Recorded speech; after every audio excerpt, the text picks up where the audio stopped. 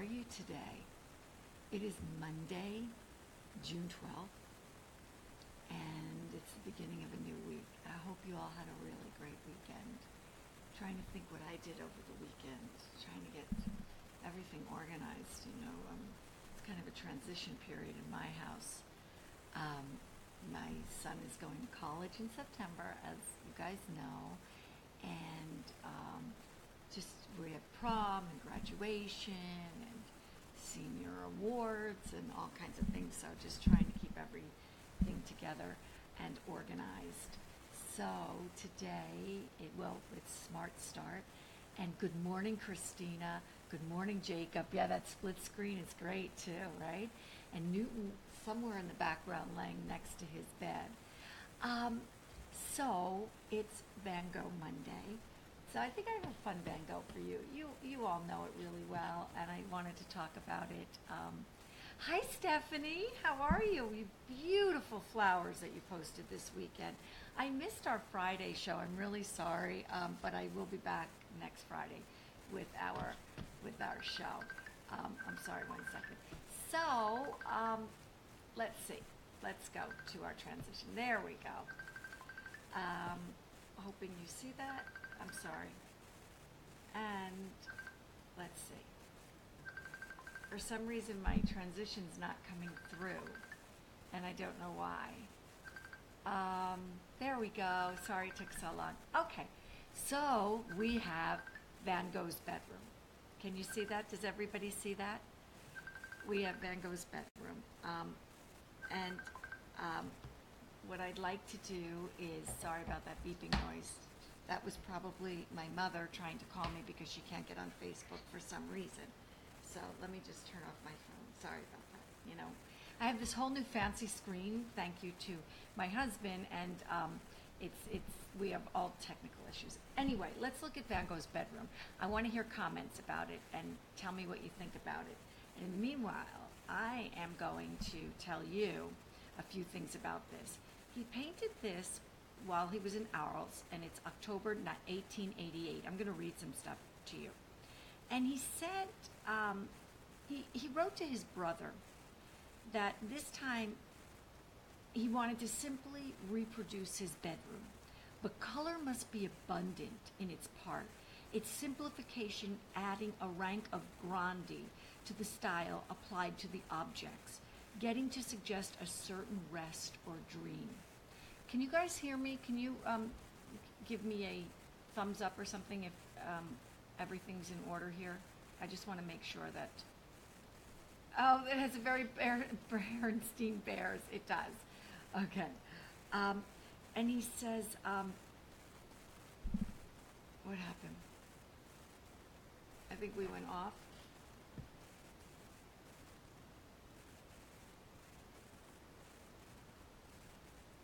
Did I go off? Did I go off live mode?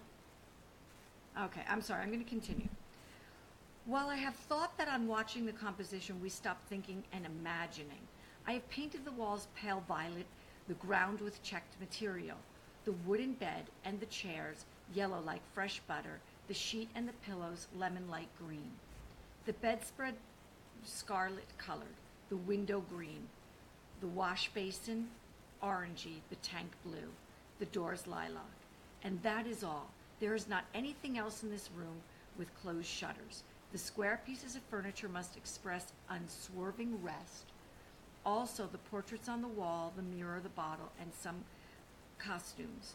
The white color has not been applied to the picture, so its frame will be white, aimed to me, to get me even with the compulsory rest recommended for me.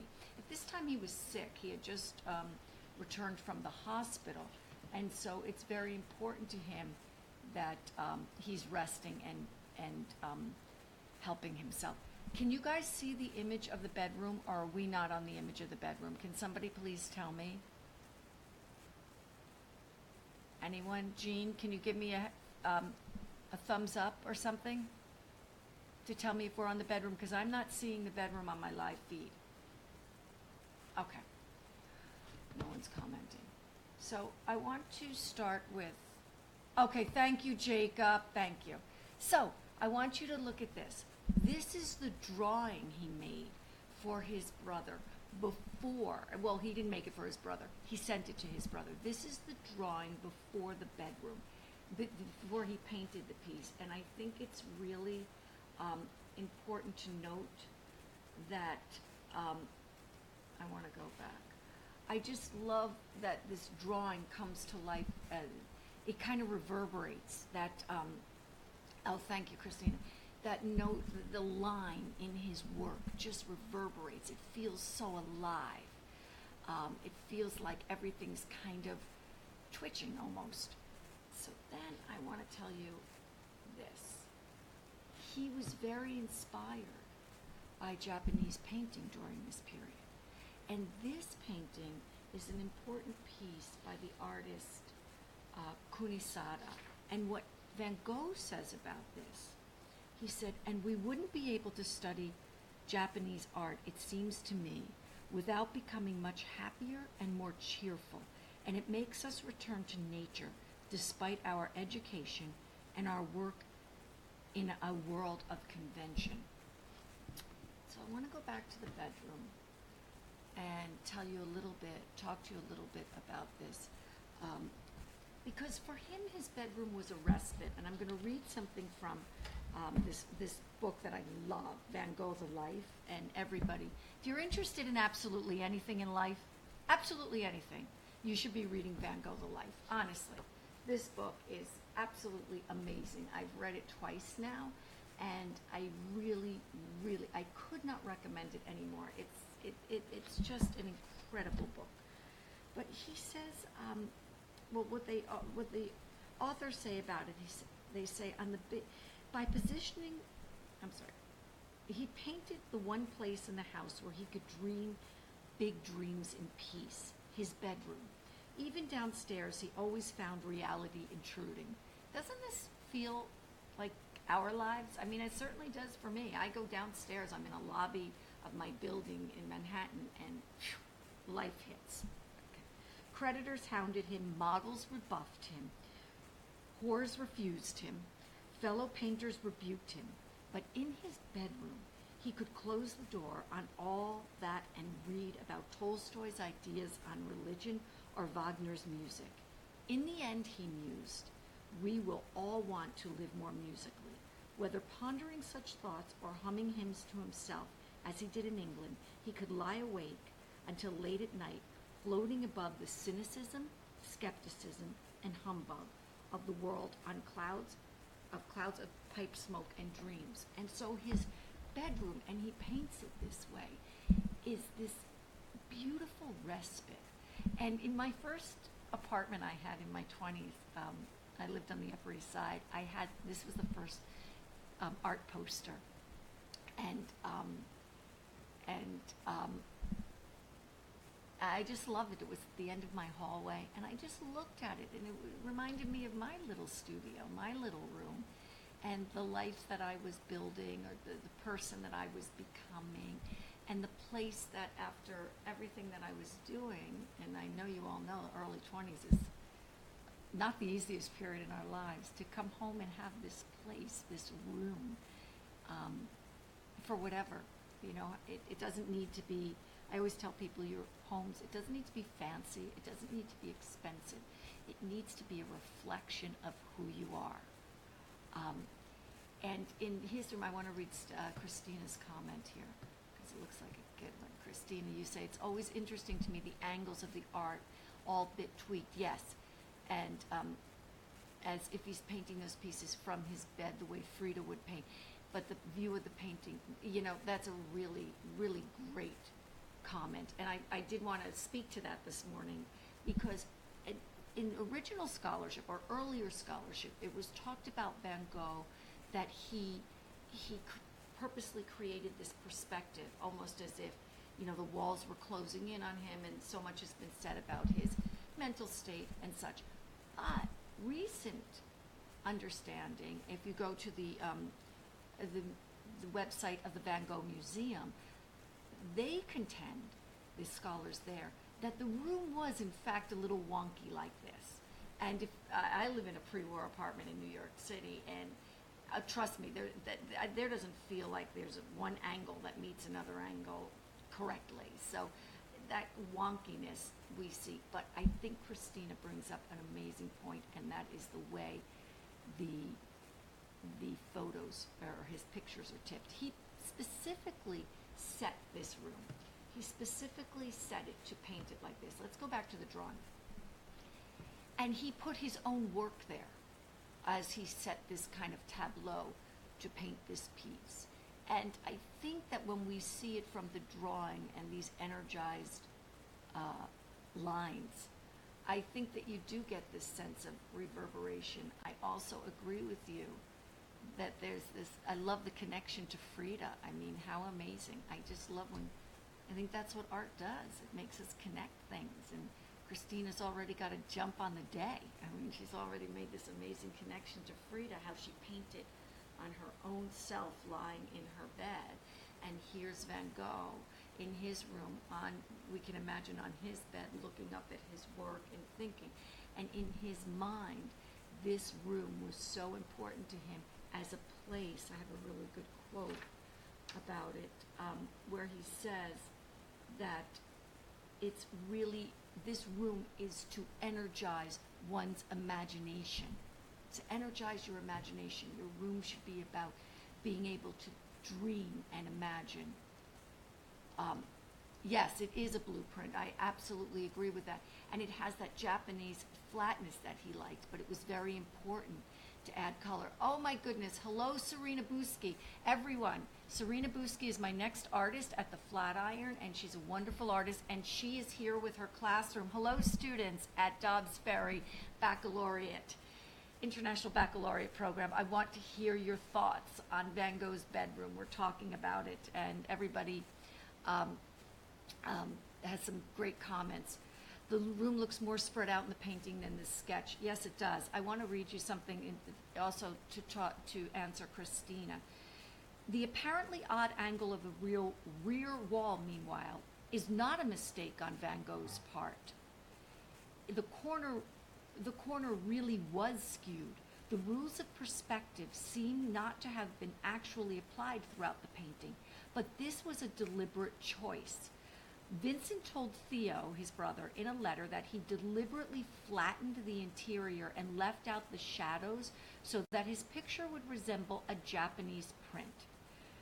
Van Gogh was very pleased with the painting. When I saw my canvases again after my illness, what seemed to me the best was the bedroom. So let's go back for Serena's classroom. This is the Japanese print that's on the website, Van Gogh's website from the museum in Amsterdam. This is the one that they showed that specifically inspired him. And again, it's that notion of that flatness and the way the Japanese view nature. And so let's go back to his bedroom. It's very important about the colors. He felt that the brightness, the lilacs, the yellows, the reds, the floor, all of that was a way to get one to be in a space, into their room, into that particular room, and be able to imagine and to dream. And I think that's so important, and especially I want to speak to the students and anybody on this thread, Christina, Jacob, anybody, please give us, oh, it's really hard to hear? I'm so sorry. Why is it hard to hear me? Is this better? Oh, that's terrible. We got to do something about this. Okay, so for you students, as you start out in life, everybody on this thread can give you a lot of advice. Find a room of your own. Find a space of your own. Even if it's the littlest, tiniest space, it doesn't matter. Make it your own. Make it a respite. If it were the corner of a room, make it the place. It doesn't have to be fancy. It doesn't have to be, it just needs to reflect you and what you need at the moments in your life as you are figuring it all out. And we all need that. Now, I'm married 2 decades, so I share a room, but it's still my respite. It's still the place I come to and just after a day, whatever day I'm having, yours looks pretty fancy. I don't think so. You missed what I said about the whole thing. Don't cry. Serena, I want to hear what you guys have to say. Tell me what some students have to say. What I'm saying, Serena, is that the work was very much inspired by Japanese, the flatness. So he told Theo that he didn't want to add shadows. Do we see that there are no shadows in this room? That he really wanted this sense of the way the Japanese view life, because he said, and we wouldn't be able to study Japanese art, it seems to me, without becoming much happier and more cheerful. And it makes us return to nature despite our education and our work in the world of convention. And speaking of returning to nature, I got to go up to Serena's house this weekend, and what a beautiful, just sitting in this beautiful nature with the view of the Hudson River. It was just amazing. It was such a respite for Jean and myself, and having great conversations with friends and family, and wonderful food. It was just wonderful. So then I came home and got to go into my room and envelop myself in imagination and such. So for today, for Monday, I have a busy, busy day today, so I have to run. But for Monday, what I want us to think about is, as we're going out there in the world this week, we always have a place, a small place. Again, it doesn't have to be fancy, just has to be yours, so that you can reimagine, rest, and regroup. And that's what Van Gogh gives us here in this picture. You guys, thank you so much for joining me. I have a special Tuesday Science. It's my father's birthday tomorrow, and he's been dead for 20 years. And I want to do a special show for him. I miss him so much. So have a great day. Love you guys. I'll see you tomorrow. Bye. Bye, students. I love you.